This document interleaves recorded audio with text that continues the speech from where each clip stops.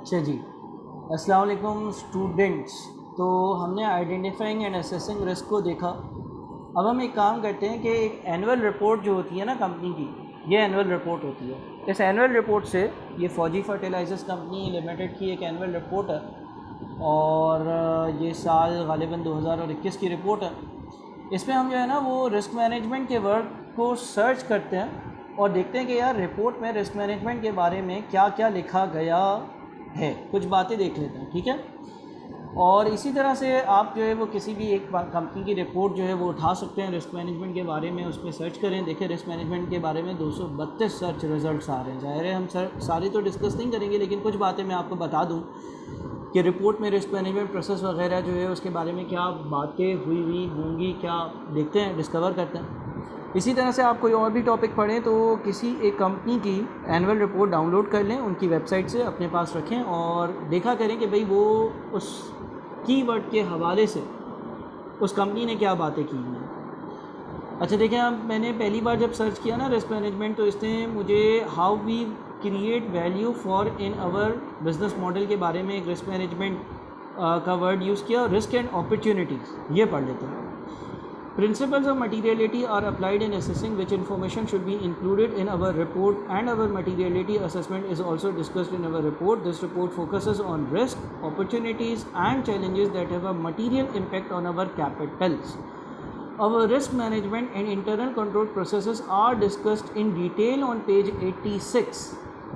Our director's report, financial statements and sustainability report represents our integrated thinking and the way we make decisions. यानी कि वो ये कहते हैं कि मैंने रिस्क मैनेजमेंट को और इंटरनल कंट्रोल प्रोसेसेस को जो है ना वो पेज 86 पर डिस्कस किया हुआ है। इस रिपोर्ट का जो पेज 86 है, तो हम इस रिपोर्ट के पेज 86 पर चलते हैं। ये पेज नंबर कौन सा है, मुझे ज़रा पिक टू बिट 94 86 पर चलते हैं, देखते हैं 86 पर हो सकता है कि कुछ मिल जाए, वरना अगला कीवर्ड सर्च करेंगे, थोड़ा सा जो है वो रिपोर्ट को खंगालते हैं, देखते हैं कि भाई कंपनी ये 86 है। देखिए यहाँ पर क्या लिखा हुआ आ रहा है, risk management policy, risk management policy. अच्छा आप दूसरे कीवर्ड्स भी सर्च कर लीजिएगा, लेकिन मेरे ख्याल में ये मेरे लिए सबसे ज़्यादा रेलेवेंट है, जो चीज़ें हमने पढ़ी हैं उस हवाले से ये रेलेवेंट है। देखिए लिखा हुआ है the board also risk management policy, यानी कि ये है क्या सर। देखिए रिस्क एंड अपॉर्चुनिटीज़ की एक रिपोर्ट है सर। क्या ये कंपनीज बताती है? बिल्कुल ये कंपनीज बताती हैं, अपने एनुअल रिपोर्ट में बहुत सारी चीज़ें होती हैं। फॉर एग्ज़ाम्पल ये फौजी फर्टिलाइज़र कंपनी की 550 पेजेस की पूरी रिपोर्ट है। इसने रिस्क मैनेजमेंट फ्रेमवर्क के बारे में भी लिखा हुआ है, सारी चीज़ें देख लेते हैं।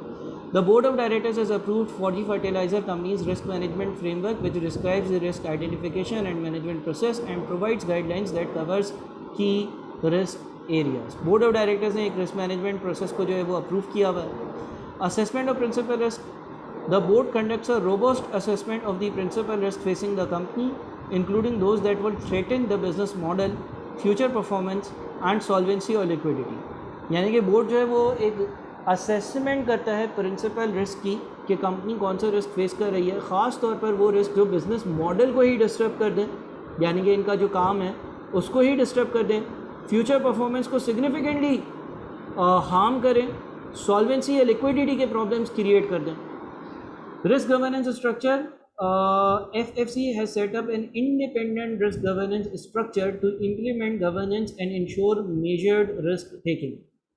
इससे ये लिखा हुआ है कि भाई बोर्ड ऑफ डायरेक्टर्स में से कौन होगा, क्या, किस तरह से हमने कमेटी बनाई है। The board of director reviews the principal risk of the company and assesses monitors risk with proposed actions where necessary. Board of directors जो होते हैं वो कंपनी के मुख्तलिफ रिस्क को असेस करते हैं, मॉनिटर करते हैं और जो रेलिवेंट प्रपोज एक्शंस होते हैं मशवरे के बाद, फीडबैक के बाद वो एक्शंस लेते हैं।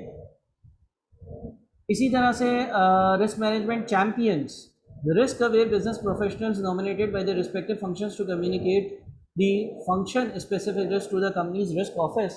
They are also responsible to conduct the sound risk management within their function, acting as the first line of defense.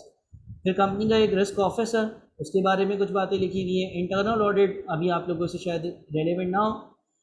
Risk management policy पूरी बताई हुई है कि भाई किस तरह के रिस्क है। रिस्क आइडेंटिफिकेशन बताया हुआ है, identification of risk that the business is exposed to in operating environment, this exercise is carried out by all the major functions throughout the company. Risk assessment evaluation कैसे होती है उसके बारे में बताया हुआ है, ठीक है जी। तो ये मुख्तलिफ हेडिंग्स है और ये आपको डिस्क्लोजर्स है वो काफ़ी हेल्प करेंगे, आप इसको एक बार ज़रा रीड कर लीजिएगा।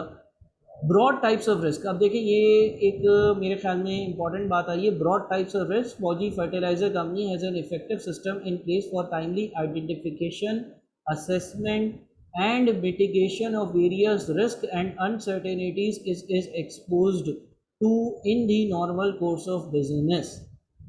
और इधर इसने जो है ना वो कुछ कमर्शियल रिस्क क्या है, ऑपरेशनल रिस्क क्या है, कंपनी का जो फाइनेंशियल रिस्क है उसके बारे में लिखा हुआ है।